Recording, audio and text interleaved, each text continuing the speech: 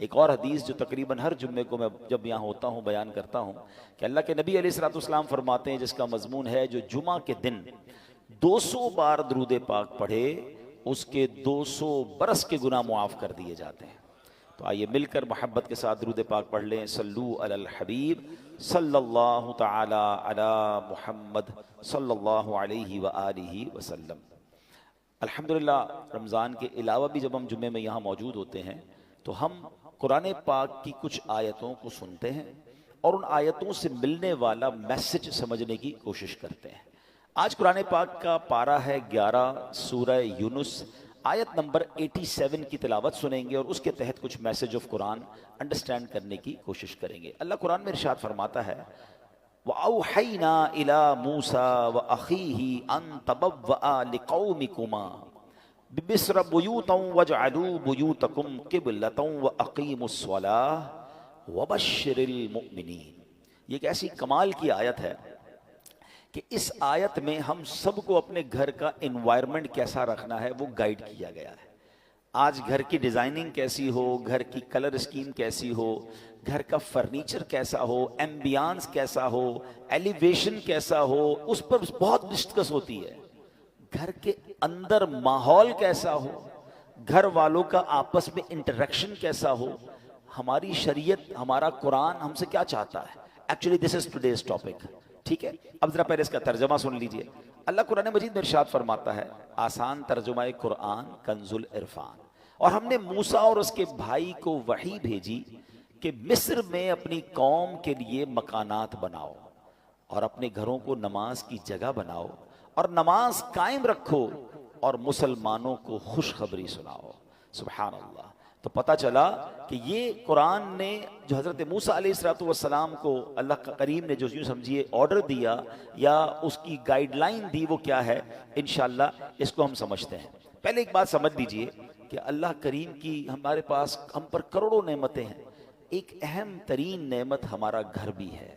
घर चाहे झोपड़ी की सूरत में हो, महल हो या छोटा हो, है बड़ा हो, आलीशान घर हो, घर आखिर घर ही होता है।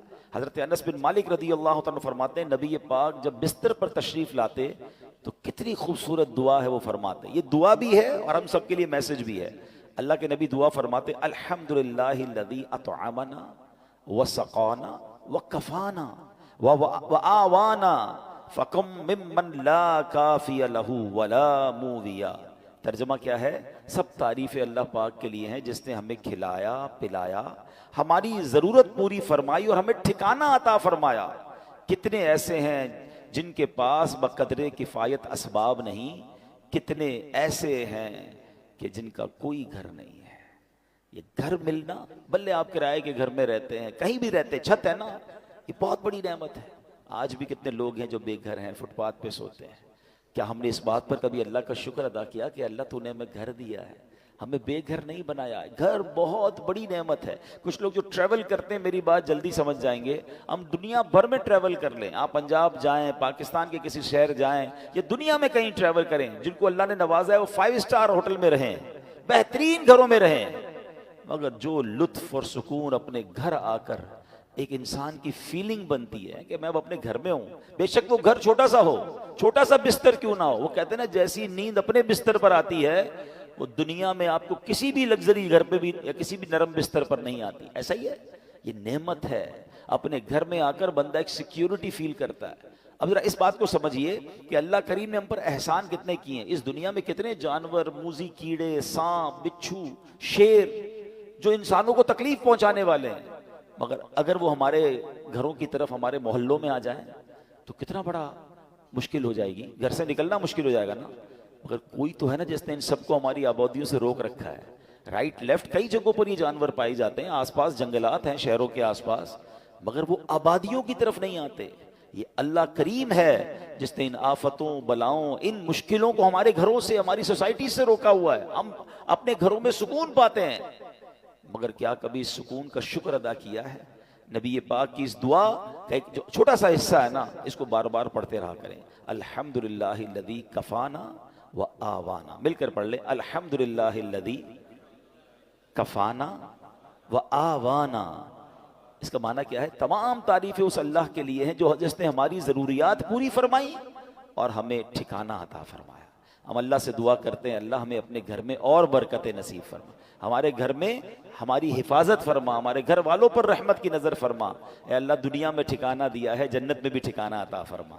शुक्र अदा करोगे ना, कहते हैं ना, ला इन शकरतुम लअज़ीदन्नकुम, तुम मेरा शुक्र अदा करोगे मैं तुम्हें और अता करूंगा। जो बड़े बड़े घरों में रहकर भी कुछ लोग नाशुक्रे हैं और कुछ छोटे से बिस्तर पर सोकर भी अल्लाह का शुक्र अदा कर रहे हैं। कमाल तो ये है ना कि शुक्र जबान पर हो, शिकवा नहीं होना चाहिए। लेकिन मेरे प्यारे इस्लामी भाइयों, अब जो टॉपिक है एक्चुअली कि घर के अंदर का माहौल ये कितना जरूरी है, अच्छा होना, नेक माहौल होना। नबी पाक की हदीस है, सलामतुर रजुली फिल फितना अन यल्ज़म बैतहू, फरमाया फितनों में सलामती की राह यह है कि बंदा अपने घर को लाजिम पकड़ ले। एक बार नबी पाक अलैहिस्सलाम ने फितनों का जिक्र किया तो हजरत उकबा बिन आमिर रदी अल्लाह तआला अन्हु ने पूछा, या रसूल अल्लाह सल्लल्लाहु अलैहि वसल्लम, उस वक्त नजात कैसे होगी जब फितनों का दौर आ जाएगा, कयामत के करीब फितनों का दौर होगा। तो नबी पाक ने एक फार्मूला दिया। आका ने फरमाया, अमलिका अलैका लिसानक, जब फितने फैल जाएं तो 3 काम करना, ठीक है? अपनी जबान को अपने काबू में रखो, वल यसअक बैतुक, तुम्हारा घर तुम्हें काफी हो, ज्यादा बाहर ना निकलो, घर के अंदर वक्त गुजारो। फिर फरमाया, वब की अला खतीअतिक, अपनी खताओं पर आंसू बहाते रहो। फितनों का दौर हो तो अपनी जबान काबू में रखनी है, अपने गुनाहों पर रो रो कर माफी मांगते रहें और अपने घर में रहें। अच्छा, ये तो हदीस पाक है। अब उलमा फरमाते हैं कि ये शायद हमारे माशरे के लिहाज से ये हदीस इस तरह इंप्लीमेंट नहीं हो पाती, क्योंकि आज कई लोगों के घरों का माहौल ऐसा है कि बंदा बाहर रहे तो शायद फितनों से बचा रहे, घर के अंदर लड़ाई है, झगड़े हैं, अमन और सुकून नहीं है, घर में पहुंचते ही दरवाजा बंद करके इंसान वो गुनाह कर रहा है कि जो बाहर नहीं करता। बाहर पूरा दिन बाज़-औक़ात काम काज में बिजी है तो उन गुनाहों का मौका नहीं मिल रहा, मगर घर के अंदर जाकर जब अपने रूम में है तो अब जनाब उसको वो कुछ करने का मौका मिल रहा है जो अल्लाह को नाराज करने वाला काम है। नबी पाक तो फरमा रहे, फितनों के दौर में घर को लाजिम पकड़ लो।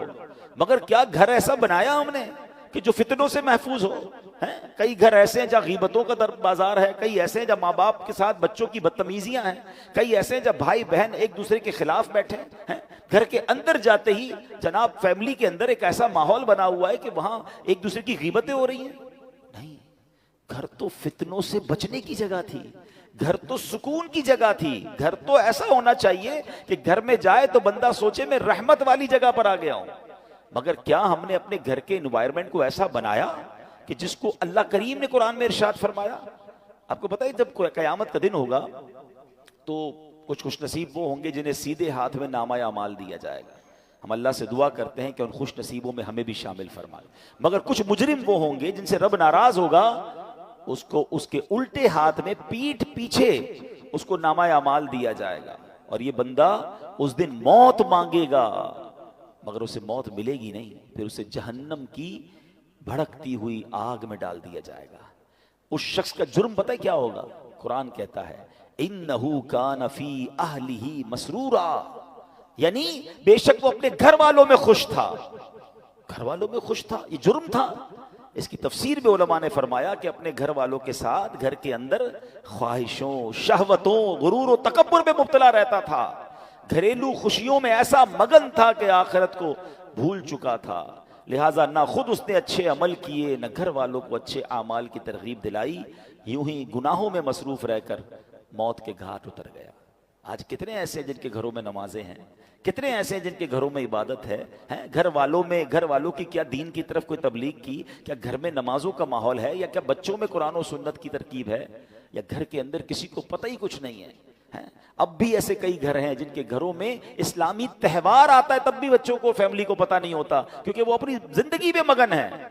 और जो घर का सरबराह है उसको भी इसकी फिक्र नहीं है। मैं आपको एक मुसलमान घराने का वाकया बताता हूँ, पाकिस्तान का तो नहीं है, लेकिन अनफॉर्चुनेटली जितना तेजी से हमारे वतन में मॉडर्निज्म और दीन से दूरी वाला माहौल बनता जा रहा है और घर के बड़ों को फिक्र भी नहीं है, ये दूर नहीं दिन आप पाकिस्तान में भी ये देखें। यूके का वाकया, एक भाई ट्रैवल पर गया, वालिद की तबीयत खराब थी तो वापस आया, तो कुछ दिनों बाद वापस आया तो बड़े भाई वालिद साहब घर में नहीं थे, छोटा भाई था जो अपनी गेम्स में और अपने मोबाइल में और कंप्यूटर में, जो आज का एक नौजवान का स्टाइल है कि लगा रहता था। तो कहा वालिद साहब कहाँ हैं? कहा वालिद साहब की तो डेथ हो गई थी। तो कहा मुझे इन्फॉर्म क्यों नहीं किया? कहा आप बिजनेस ट्रिप पे थे। मैंने कहा क्या जरूरत है डिस्टर्ब करने की, फ्यूनरल करना था, उनका आखिरी रसूमात अदा करनी थी, मैंने कर दी। तो कहा तुमने कैसे आखिरी रसूमात अदा की? जनाजा किधर हुआ? कौन से कब्रिस्तान में दफनाया? तो कहा जनाजा भी करना होता है। मैं तो गूगल पे गया, सर्च किया कि फ्यूनरल कैसे होता है, किसी का डेथ हो जाए तो how what we have to do. तो गूगल ने मुझे 4-5 ऑप्शन दिए, मैंने सबसे सस्ता वाला जो ऑप्शन था उन पर कॉल किया, वो आए और अब्बू को ले गए, बस फिनिश। तो उसने कहा ये तुमने क्या किया? आपको पता है क्या हुआ उस मुसलमान वालिद के साथ? जब सर्च किया कि किस फ्यूनरल वाले को दिया है, तो जो सबसे सस्ता ऑप्शन था कि वो मैयतों को आग लगाया करते थे। उसने ये नहीं, उसको ये पता भी नहीं था कि जनाजा कुछ होता है, उसको ये नहीं पता था गुस्ले मैयत होता है, उसको ये नहीं पता था कि जनाब कब्रिस्तान में दफन किया जाता है। मैं मुसलमान घराने की आपको वाकया सुना रहा हूं जो मैंने खुद जाकर सुना है। अब मुझे बताओ, इस बच्चे का कसूर तो था, मगर क्या वालिद का कसूर नहीं था? इसका मतलब वालिद किसी जनाजे में बेटे को लेकर नहीं गया होगा। उस वालिद ने मौत और कब्रिस्तान के बारे में, तदफीन और गुस्ल के बारे में नहीं बताया होगा। हर चीज बच्चों को दिला दी, मगर ना सिखाया तो दीन ना सिखाया। मैं और आप दुनिया से जाने वाले हैं, हम सब ने मरना है, और उस वालिद की किस्मत कितनी प्यारी होगी कि उसके मरने के बाद उसकी औलाद उसके लिए दुआए मगफिरत करे, उसके लिए इसाले सवाब करे। मगर ये सिखाएंगे तो करेंगे ना। हमारे बच्चे तो जिंदगी में हमारे सामने नमाज नहीं पढ़ रहे, हमें टेंशन नहीं है, मैं सच बताऊं आपको, जिंदगी में कुछ कर सके या ना कर सके, अपने बच्चों को किसी तरह 5 वक्त का नमाजी बना जाइएगा। पहले तो खुद बनना पड़ेगा ना उसके लिए। वालिद वो बच्चा देखता है अब्बू रमजान में नमाजें पढ़ते हैं, उसके बाद तो मेरे वालिद भी जुम्मे की पढ़ ले तो बड़ी बात है। तो बच्चे को भी आप एक्चुअली हम अपने बच्चों को प्रैक्टिकली प्रैक्टिस करा रहे हैं कि बेटा नमाज तो जुम्मे की पढ़नी होती है, बाकी जरूरी नहीं है। तो आप सोचिए, हम खुद तो दीन से दूर कर रहे हैं, हमने घर में कौन सा माहौल बनाया है। वरना यकीन करें, खुश नसीब है वो वालिद, अगर उसकी औलाद नमाजी बन जाए ना, तो आप कहें ना कहें कि बेटा मरने के बाद दुआ करना, वो दिन में 5 बार बावुजू होकर किबला रू बैठकर अत्तहियात के आलम में कई बार क्या कहेगा? रब्बना ग़फ़िरली वली वालिदैया वलिल मुमिनीना यौम यक़ूमुल हिसाब। हाय हाय, और क्या चाहिए उस वालिद को कब्र में कि फजर हो तो उसका बेटा, उसकी बेटी, उसके बच्चे दुआ कर रहे हैं, अल्लाह मेरे माँ बाप को बख्श दे। जोहर में दुआ कर रहे हैं, असर में दुआ कर रहे हैं, मगर घर में नमाजों का माहौल ही नहीं है। ईद की नमाज पढ़ ली तो पढ़ ली, अब तो जुम्मे की नमाज भी लोगों की सुना है कज़ा होने लग गई है। नोबडी हैव टेंशन, अपने लिए भी टेंशन नहीं है, बच्चों के लिए भी नहीं है। कुरान की आयत पुकार कर कह रही है कि घर बनाओ और उस घर में नमाजों का एहतमाम करो। खुदारा अपने घर के माहौल पर तवज्जो दीजिए। ये सरमाया है, ये औलाद, ये फैमिली, ये घर, ये हमारा फल है। अगर घर में कुरान और हदीस और नमाजों का मामला होगा तो सुभान अल्लाह। ऐ मेरे प्यारे इस्लामी भाइयों, कुरान ने क्या कहा? व औहैना इला मूसा व अखी, हमने मूसा और उसके भाई को वही भेजी, अन तबव्वआ लिकौमिका बिमिस्र बुयूतन, कि मिस्र में अपनी कौम के लिए मकानात बनाओ। नॉट ओनली मकानात, डिफेंस में घर होना चाहिए, फला सोसाइटी में घर होना चाहिए, यहां तक तो हमारी प्लानिंग है कि घर अच्छा हो, ब्यूटीफुल सोसाइटी में हो। आगे कुरान कहता है वजअलू बुयूतकुम क़िबलतन व अक़ीमुस्सलाह, और अपने घरों को नमाज की जगह बनाओ और नमाज कायम रखो। और जो ये करता है उसको क्या मिलेगा? वबश्शिरिल मुमिनीन, कुरान कहता है मुसलमानों को खुशखबरी सुनाओ। खुशखबरी मिलनी है, रहमतें मिलनी है, आफियतें मिलनी हैं अगर घर में नमाजें हैं। ऐ मेरे प्यारे इस्लामी भाइयों, अल्लाह के प्यारे हबीब अलैहिस्सलाम फरमाते हैं इजअलू फी बुयूतिकुम मिन सलातिकुम वला तत्तखिदुहा कुबूरा। फरमाया कुछ नमाज घर में भी पढ़ा करो, घरों को कब्रिस्तान न बना दो। इसका मतलब ब्यूटीफुल हाउस है, एक्स्ट्रा एम्बियंस है, शानदार फर्नीचर है, सब कुछ है मेरे और आपके घर में, स्टैंड बाय जनरेटर्स हैं, और अगर नमाज नहीं है ना तो वो घर कब्रिस्तान है। हम समझ रहे इतना लग्जरी घर को कब्रिस्तान? नबी ये पाक फरमा रहे हैं कि घर में नमाजें पढ़ो, ये मर्दों के लिए तो यही हुक्म होगा कि मस्जिद में आके पढ़ें, मगर कुछ नवाफिल घर में भी पढ़ें, कभी शराक चाश पढ़ें, कभी तहज्जुद पढ़ें, कभी दीगर नमाज के नवाफिल पढ़ें, मगर खवातीन घर की, बच्चे, यानी घर में अल्लाह करे ऐसा माहौल हो कि जब नमाजों का वक्त आए तो एक कमरे से तिलावत की आवाज आ रही हो, कहीं से नमाजों की पता चल रहा हो। माशाल्लाह कितने खुश नसीब है वो लोग जो घर जाते हो तो घर वाले नमाजें पढ़ रहे हैं। अभी होगा ये माहौल। Why I took this topic कि अभी माशाल्लाह कई घरों में ये माहौल बन चुका होगा कि चले कुछ नमाजें हो रही होंगी, कुछ घर में तिलावत भी हो रही होगी, बट लेट्स कंटिन्यू। ऐसा नहीं फरमाया नबी पाक ने कि साल में एक बार नमाजें पढ़ो, फरमाया अपने घर को कब्रिस्तान न बनाओ, उसमें नमाजें पढ़ो। ऐ मेरे प्यारे इस्लामी भाइयों, एक और जगह प्यारे आका फरमाते हैं अकरिमू बुयूतकुम बिबादी स्वलातिकुम, यानी कुछ नमाजों के जरिए अपने घरों की इज्जत बढ़ाओ।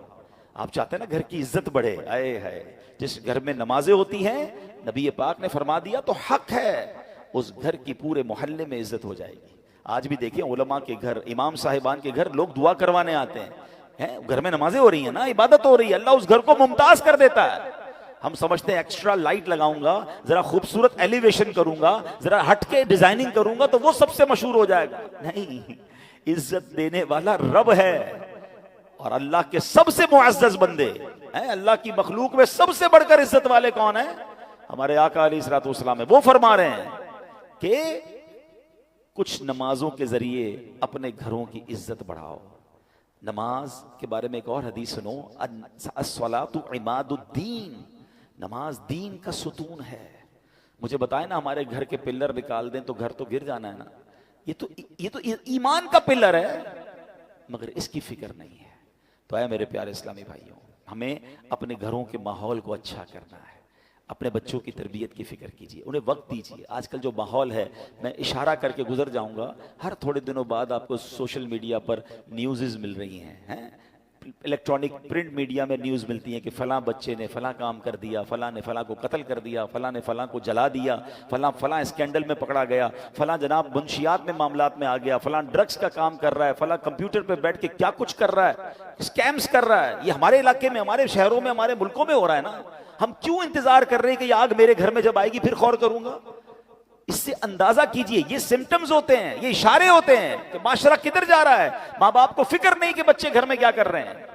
इतनी दूरी मत रखें अपनी फैमिली के साथ। याद रखिए, कोई बड़ा डिजास्टर हो इससे पहले आंखें खोलिए ना। हमारी बच्ची कहां जा रही है, हमारा बेटा कहां जा रहा है, वो किससे मिल रहा है, कोई फिक्र नहीं है। वो कहते हैं ना अपने बच्चों के तुम दोस्त बन जाओ, इससे पहले कि कोई ऐसा दोस्त बन जाए जो उसकी आखिरत और दीन और दुनिया सब बर्बाद कर दे। बहुत बुरा हाल है। प्लीज थोड़ा वक्त दीजिए। अच्छी तरबियत, ये तरबियत नहीं है कि आप भी नमाज़े कज़ा कर रहे हैं और बच्चे भी नमाज़े कज़ा कर रहे हैं। आप भी नमाजी बने, हम भी नेक बने। This is the right month, क्योंकि आप भी पढ़ रहे हैं ना नमाजें, आप भी माशाल्लाह तिलावत की तरफ आए, बच्चों को ऐसे प्रोग्राम्स में लेकर आए, बयानात में लेकर आए, मदनी चैनल घर पे बैठ के दिखाएं। पता नहीं पूरा साल क्या क्या आपके घर में टीवी चला होगा, अब तो मौका है ना, आप मदनी चैनल पर देखें, इसी तरह के बयानात हो रहे हैं, मदनी मुज़ाकरे हो रहे हैं, रात की सहरी ट्रांसमिशन हो रही है। ये क्यों हम कर रहे हैं 24 आवर्स प्रोग्राम? यार किसी को फर्क पड़ जाए, कोई एक बात सुन ले। आए हैं लोग दीन की तरफ, तो अल्लाह करे दीन की तरफ रह जाएं। We are trying our best, but we need your support. हम आपकी सपोर्ट चाहते हैं। और ये क्यों चाहते हैं? ताकि मुसलमानों के घर जन्नती घराने बने ना। अब आखिर में एक दुआ सुन लीजिए, आमीन भी कहिएगा, हो सके तो याद कर लें, हो सके तो हर नमाज के बाद ये दुआ करें। अल्लाहुम्मा रब्बना हब लना मिन अज़वाजिना व ज़ुर्रियातिना कुर्रता आयुनि वजअलना लिलमुत्तकीना इमामा। आमीन। नबी पाक ये दुआ करते थे। इसका मफहूम क्या है? अल्लाह हमारे घर वालों में, हमारे बच्चों में आपस में मोहब्बत पैदा फरमा, मेरे घर वालों को मेरी आंखों का नूर बना दे, और अल्लाह मुझे मुत्तकियों का इमाम बना दे। हैं तो अपने बच्चों के लिए, अपनी फैमिली के लिए दुआ भी करें। लेकिन ये सब चीज़ें बदलेंगी कैसे? जब हम बदलेंगे, हम अच्छे माहौल में आएंगे। मैं आपको ऑफर करता हूँ, दावत इस्लामी मर्दों के लिए इज्तिमा अलग करती है, ख़वातीन के लिए इज्तिमा अलग हैं, बच्चों के लिए मदरसे अलग हैं, स्कूल्स इस्लामिक अलग हैं, इंस्टीट्यूट्स अलग हैं। हम अगर बदलना चाहते हैं और फैमिली को बदलना चाहते हैं और अपने बच्चों को अपनी मगफिरत का जरिया बनाना चाहते हैं, देयर इज अ वे। आइए इस माहौल से वाबस्ता हो जाएं। अल्लाह पाक हम सब के घरानों को जन्नती घराना बना दे। इसको प्लीज सीरियस लीजिएगा। इस महीने को अपने बच्चों से, अपनी फैमिली से अच्छे कनेक्शन का वक्त दीजिएगा और उन्हें किसी तरह दीन की तरफ आहिस्ता आहिस्ता लाने की कोशिश करें। सख्ती नहीं करनी है, प्यार मोहब्बत से जो एक अंदाज है अच्छे अंदाज से कीजिए। इंशाअल्लाह अल्लाह करेगा वो दिन आएंगे कि ये बच्चे, ये फैमिली, ये हमारा घर हम सब की आंखों का नूर और हकीकी घर बन जाएगा कि जिसको नबी पाक ने फरमाया कि घरों में नमाजें हों, घरों में इबादत हो, घरों में तिलावत हो। अल्लाह हमारे घरानों को ऐसा घराना बना दे। अल्हम्दुलिल्लाह ऐसी प्यारी बातें दावत इस्लामी के माहौल में सिखाई जाती हैं। ये महीना माह सखावत भी है। इस महीने में अल्लाह की राह में खूब खर्च कीजिए। सबसे पहले तो अपने गरीब रिश्तेदारों पर खर्च कीजिए, अपने गरीब मुलाजमीन पर खर्च कीजिए। लोग वाकई बहुत परेशान हैं, इनकी हेल्प कीजिए और ये जहन में बिठा लीजिए कि अल्लाह की राह में खर्च करने से माल कम